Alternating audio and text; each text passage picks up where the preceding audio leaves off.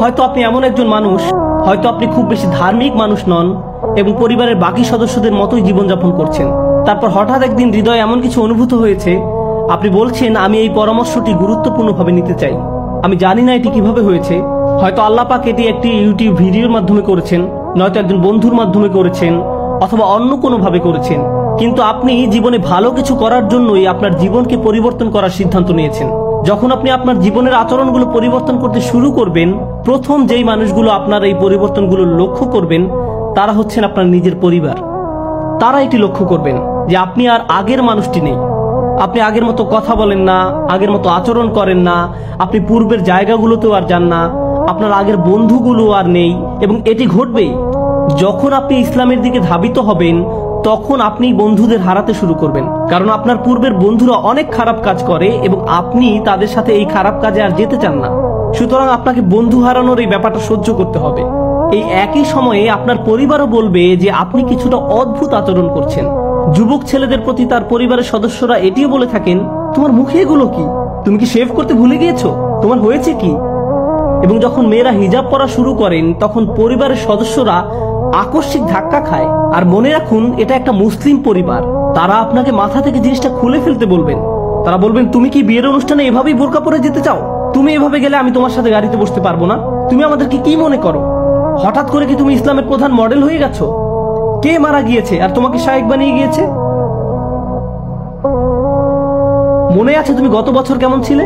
তুমি আর সব পার্টি পশুগুলোর মতোই ছিলে। এখন তুমি নামাজ পড়তে যাবে? সত্যি আমরা জানি যে তুমি সত্যিকার ভাবে কিরকম ছিলে।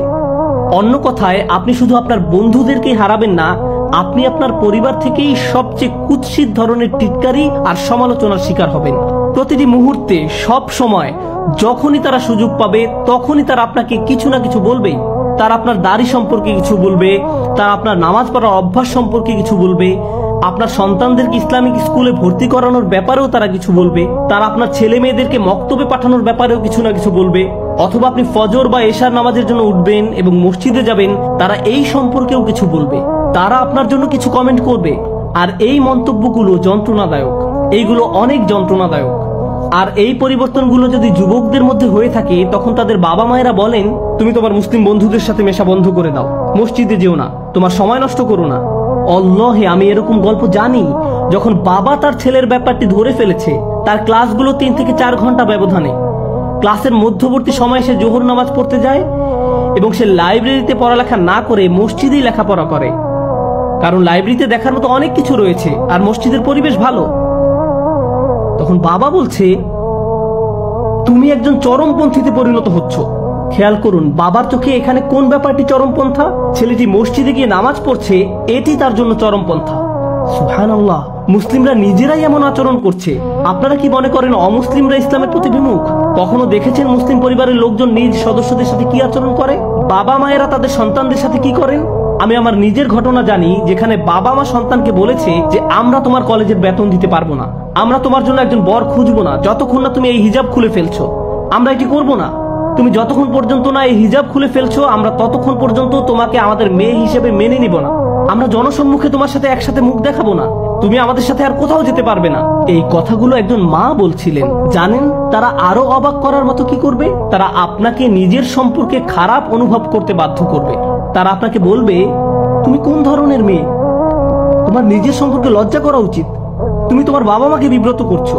আমরা মুসলিম, কিন্তু তথাকথিত মুসলিম নই, আমরা ওই ধরনের মুসলিম নই, আমরা আমাদের পরিবারে এইভাবে কাজকর্ম করি না। এরা হচ্ছে ওই সকল মসজিদি লোকজন, ওই ধরনের মসজিদি মানুষ, তাদের মতো হও না। এই ধরনের কথাই তারা বলবে। এখানে মজার বিষয় হলো, আপনি যদি আগের দিনে আপনার দাদা দাদির ছবি দেখেন, তাহলে দেখবেন বৃদ্ধ দাদার অনেক সুন্দর দাড়ি ছিল। আপনি আপনার দাদির ছবি দেখতে পাচ্ছেন না ঘোমটার কারণে।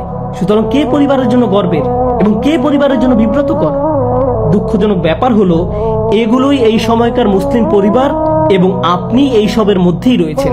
আপনি ইসলামের দিকে পথ চলা শুরু করেছেন, আর এ সময় যদি ইসলামের একজন শত্রু আপনার কাছে আসে এবং বলে তোমার ধর্মকে পরিত্যাগ করো, আপনি বলবেন, ও তাই, আমি আরো অনেক বেশি প্রতিজ্ঞাবদ্ধ হব। আপনি আরো উদ্যমী হবেন, আপনার ধর্মের প্রতি আগ্রহ বেড়ে যাবে। যখন শত্রুরা ইসলামের উপর আঘাত হানে, আমরা তখন আরো বেশি প্রজ্বলিত হয়ে উঠি। আপনারা খবরে দেখবেন মুসলিমরা প্রতিবাদে উন্মত্ত হয়ে ওঠে। কেউ একজন নবী সাল্লাল্লাহু আলাইহি সাল্লাম এবং মুসলিমদের নিয়ে কার্টুন আঁকলো, তার উন্মত্ত হয়ে যায়, বিকারগ্রস্ত ভাবে অপর লোকের গাড়িতে আগুন লাগিয়ে দেয় অথবা অন্য কিছু ভেঙে ফেলে, কারণ তার প্রকৃতপক্ষে রাগান্বিত। আসল কথা হলো, যখন এমন কিছু ঘটে যা আমাদের ধর্মের মর্যাদাকে প্রশ্নবিদ্ধ করে, আমরা অগ্নিমূর্তি ধারণ করি। কিন্তু যখন আপনার নিজ পরিবারের লোকজন এসে বলে, দেখো আমি তোমাকে ভালোবাসি, আমি তোমার সম্পর্কে উদ্বিগ্ন, আমি তোমাকে এরকম হতে দিতে চাই না, এটি ওই ধরনের লোকদের কাজ যারা কলেজ হতে বেরিয়ে আসে, যাদের চাকরি নেই, যারা দুর্দশাগ্রস্ত জীবনযাপন করে। আমি তোমাকে এসব চরমপন্থা অবলম্বন করতে দিতে পারি না। কেউ একজন তোমাকে প্রভাবিত করছে, তোমার তাদের কাছ থেকে দূরে থাকা প্রয়োজন। তারা টেলিভিশনে কিছু দেখে ভয় পেয়ে যায়, আর আপনি তখন অপ্রস্তুত পরিস্থিতিতে পড়ে যান, এবং এই সকল কিছুর মধ্যে নিজের ধর্মকে ধরে রাখা কষ্টকর হয়ে যায়। কারণ এরা ইসলামের শত্রু নয়, যারা আপনাকে ইসলাম থেকে দূরে সরিয়ে নিয়ে যাচ্ছে। এরা হচ্ছেন আপনার নিজের পরিবার, আপনার নিজের বাবা মা, আপনার নিজের স্বামী, আপনার নিজের স্ত্রী, আপনার নিজের ভাই। তারাই আপনাকে ইসলাম থেকে দূরে সরিয়ে নিচ্ছে। আপনি এই ব্যাপারটি কিভাবে সামলাবেন? এই চাপের ক্ষেত্রে রেগে যাওয়াটা হচ্ছে সবচেয়ে অনুপযুক্ত প্রতিক্রিয়া। আর আপনি কি জানেন এটাই সবচেয়ে প্রচলিত প্রতিক্রিয়া? আপনার বড় দাড়ি দেখে আপনার বাবা মা হয়তো আপনার সাথে চিৎকার চেঁচামেচি করবেন। আপনি একজন গরম মাথার যুবক, আপনি তখন কি করবেন? ও তাই, এটি সুন্নাত, আপনারা আমাকে বলতে পারেন না যে আমি কি করব। আপনারা সমাজকে অনুসরণ করছেন আর আমি ইসলামকে অনুসরণ করার চেষ্টা করছি। এবং আপনি এভাবে বলে তাদের মুখের উপর দরজা বন্ধ করে দিলেন। আপনাকে আরো অনেক শিখতে হবে, কারণ আল্লাহ কি আপনাকে এটা করতে বলেছেন? নিজের বাবা মায়ের মুখের উপর দরজা বন্ধ করে দেয়া, তাদের সাথে চিৎকার চেঁচামেচি করা? তারা তো শুধু আপনার দাড়ি নিয়ে আপত্তি করেছেন। আর ইব্রাহিম আলাইহিস সালামের পিতা ইব্রাহিম আলাইহিস সালাম কি করতে বলেছিলেন? তিনি কি ছোট কোনো ব্যাপার নিয়ে কথা বলেছিলেন, নাকি বড় কোনো বিষয় নিয়ে কথা বলেছিলেন? তার পিতা বলেছিলেন, যাও মূর্তিগুলোকে সিজদা করো। আর এতে তিনি কি ধৈর্যহারা হয়েছিলেন? তিনি কি রাগান্বিত হয়েছিলেন? না, হননি। আমাদেরকে শিখতে হবে যে আমরা আমাদের বাবা মায়ের সাথে কিরকম ব্যবহার করব। এমনকি যখন তারা আমাদের দিন থেকে সরে আসতে বলবেন, তখন তারা মুসলিম হোক অথবা অমুসলিম হোক, এটি কোনো ব্যাপার না। আল্লাহ আজ্জা ওয়া জাল্লা বলছেন, যদি তারা তোমাকে এমন বিষয় অনুসরণ করতে পিড়াপিড়ি করে যার জ্ঞান তাদের নেই, সেই বিষয়ে তাদের অনুসরণ করো না। এমনকি এই সময়ও তাদের সাথে সহযোগিতা করো সবচেয়ে ভালো আচরণের মাধ্যমে। তাদেরকে মান্য করা আলাদা, আর তাদেরকে সম্মান করা আলাদা ব্যাপার।